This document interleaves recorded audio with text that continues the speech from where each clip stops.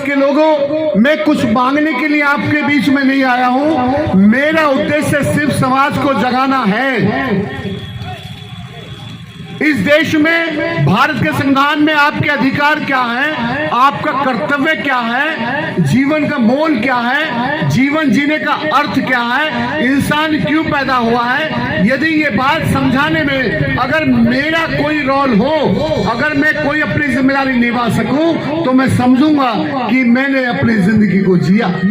यहाँ कितने नवाब आए, मर गए, चले गए, बड़े बड़े राजा महाराजा मर गए, चले गए, उनको कुत्ते नहीं पूछते, लेकिन जगाने वाले लोगों को दुनिया याद करती है। बाबा साहब अम्बेडकर का फोटो हम लटकाते हैं, हमारे दादा परदादा की फोटो नहीं मिलेगी। उंगली पे आप 4 पीढ़ी गिना सकते हो, बाबा, दादा, परदादा, लक्कड़ दादा, उसके पहले कौन का हमारा हमें नहीं पता। लेकिन बाबा साहब अम्बेडकर को जब तक दुनिया याद करेगी, जब तक ये संसार रहेगा।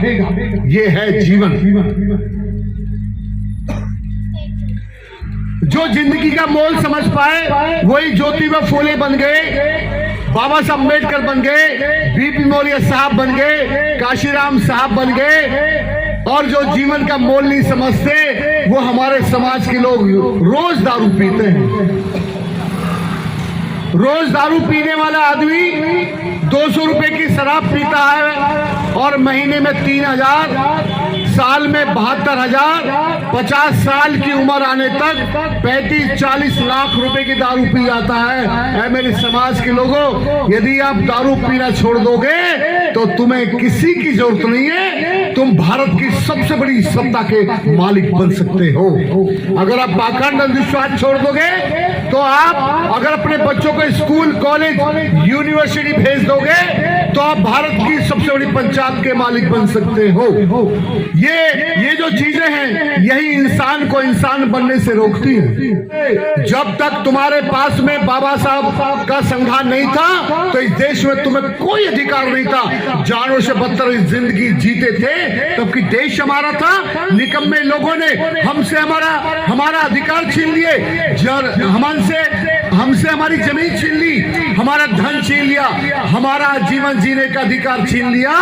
किसने छीना? जिसने डरा के खाया, बहका के खाया, पत्थर में जानवर भगवान दिखा के खाया, बच्चे के जन्म पे भी खाया, घर में प्रवेश किया तब भी खाया, शादी करवाता तब भी खाया, आदमी मर गया तो मरने के बाद श्राद्ध बनाया जाए तब भी खाया। जिसने इंसान को इंसान से बांट के खाया, वो देश पे राज कर रहे हैं। लेकिन ये देश तुम्हारा है, तुम गुलाम हो। क्यों? क्योंकि तुम शराब पीते हो, क्योंकि तुम पाखंड अंधविश्वास में विश्वास रखते हो। अरे स्कूल जो चले गए, जो कॉलेज चले गए, जो यूनिवर्सिटी चले गए, वही आगे बढ़ गए।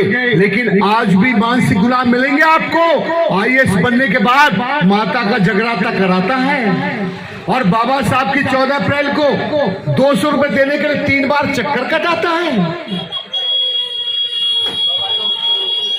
मेरे समाज के लोगों, जुल्म के खिलाफ उठिए, बोलिए, ये देश तुम्हारा है। बाबा साहब अम्बेडकर ने कहा था, जुल्म करने वाले से जुल्म सहने वाला ज्यादा गुनहगार है। अगर आपका रोजगार सरकार छीन रही है तो सवाल आप किससे करोगे? सरकार से करना चाहिए। सरकार से सवाल नहीं करते हमारे नेता, महलों में रहते हैं। हमारी बहन बेटियों का बलात्कार इस देश में क्यों होता है? ये सवाल सरकार से करना चाहिए था।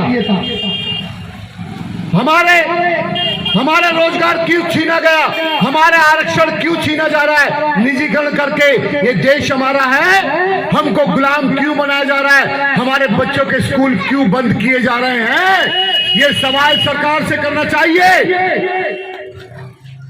भाई चंद्रशेखर आजाद सड़क से लेकर संसद तक सवाल करते हैं, दुश्मन की छाती पे पैर रख के आंखों में आंख डाल के बात करते हैं, लेकिन उसी को लोग अपना नहीं मानते। और क्या चाहिए? तुम्हारे लिए 16 महीने की जेल काटी, किसके लिए गए? तुम्हारे लिए गए, क्योंकि तुम्हारे मान सम्मान स्वाभिमान की रक्षा के लिए भाई चंद्रशेखर आजाद ने जंग छेड़ दी थी। इसलिए जो नहीं चाहते थे कि हम सम्मान से जी सके, उन्होंने 16 महीने की जेल कटवाई। उन्होंने भाई के पैर के नाखून उखाड़े, हाथ के नाखून उखाड़े और रीढ़ की हड्डी तोड़ दी, फिर भी नहीं माने तो उनका जबड़ा तोड़ दिया, और फिर भी नहीं माने तो उनकी गोली मारी गई। जिन्होंने गोली मारी वो आज तक जेल में हैं। और जिस माँ ने पैदा किया उसने घर में नहीं बिठा लिया। सांसद बनने के बाद वो घर में नहीं बैठे, वो सफर में ही सोते हैं, घर में नहीं सोते। और पूरे देश में जैसे काशीराम साहब काम करते थे, काशीराम साहब के मिशन के लिए संघर्ष कर रहे हैं। उन भाई चंद्रशेखर आजाद को आपको सपोर्ट करना होगा। सबका अपना अपना समय आता है। काशीराम साहब का समय था, अपना काम करके चले गए। अब भाई चंद्रशेखर आजाद का समय है। ये उगता हुआ सूर्य है, इसको सलाम करना पड़ेगा और सहयोग करना पड़ेगा, तन से, मन से, धन से।